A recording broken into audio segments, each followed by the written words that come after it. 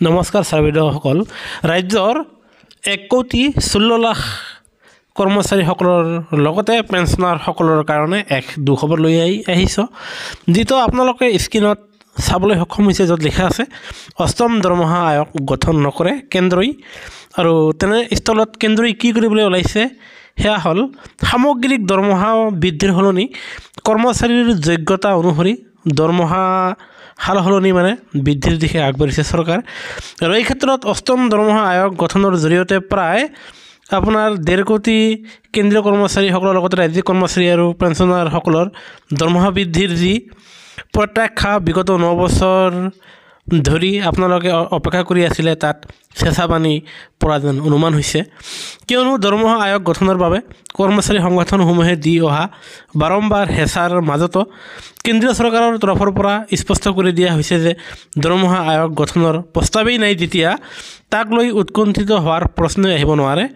কেন্দ্ৰৰ এই স্থিতি স্পষ্ট কৰি দিছে কেন্দ্ৰীয় বিত্ত বিভাগৰ ৰাজ্য মন্ত্ৰী পংকজ চৌধুৰীদেৱে আৰু তেখেতে জনোৱা মতে যিহেতু প্ৰস্তাৱে নাই তেনে ক্ষেত্ৰত ৰাজ্যৰ কৰ্মচাৰী আৰু পেঞ্চনাৰসকলৰ কাৰণে অষ্টম দৰমহা আয়োগ গঠন কৰা নহ'ব বুলি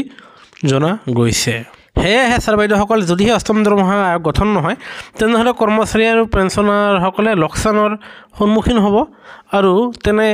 ক্ষেত্ৰত আপোনালোকৰ এক দৰমহা বৃদ্ধিৰ ক্ষেত্ৰত বৃহৎ ক্ষতি হোৱাৰ দিশে আগবাঢ়িব আৰু সেয়েহে যোৱা কেইদিনমানৰ এক শেহতীয়া খবৰৰ ভিত্তিত এয়া চাব আপোনালোকে মাননীয় বিত্তমন্ত্ৰী মাননীয়াই তেখেতে ট্ৰেড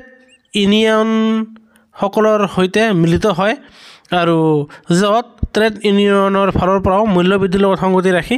অষ্টম দৰমহা আয়োগ গঠন কৰি দিবলৈ আনহাতে বাজেটত সেয়া অষ্টম দৰমহা আয়োগক স্থান দিবলৈ ইয়াৰে দাবী জনাইছে আৰু এই ক্ষেত্ৰত সদৌ ভাৰতীয় কৰ্মচাৰী সংঘই নিশ্চয় উঠিপৰি লাগিব আৰু তেওঁলোকে এয়া কেতিয়াও মানি নল'ব এতিয়া লক্ষণীয় হ'ব অহা ফেব্ৰুৱাৰী মাহৰ বাজেটত অষ্টম দৰমহা আয়োগে ঠাই পাব কি নাপাব সেয়া লক্ষণীয় হ'ব আৰু যিয়ে নহওক বৰ্তমানৰ শেহতীয়া খবৰৰ ভিত্তিত আপোনাৰ ৰাজ্যিক বিত্তমন্ত্ৰী পংকজ চৌধুৰী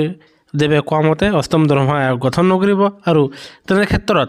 যিসকল কৰ্মদক্ষ কৰ্মচাৰী সেই কৰ্মদক্ষ কৰ্মচাৰীসকলৰ ক্ষেত্ৰতহে দৰমহা বৃদ্ধিৰ প্ৰস্তাৱ আগবঢ়াব বুলি জনা গৈছে আৰু এই গুৰুত্বপূৰ্ণ খবৰটো প্ৰকাশ পোৱাত আমি লৈ আহিলোঁ কৰ্মচাৰীৰ প্ৰতিটো শেহতীয়া খবৰৰ আপোনালোকে নিশ্চয় আমাৰ চেনেলটো ছাবস্ক্ৰাইব কৰিবলৈ নাপাহৰিব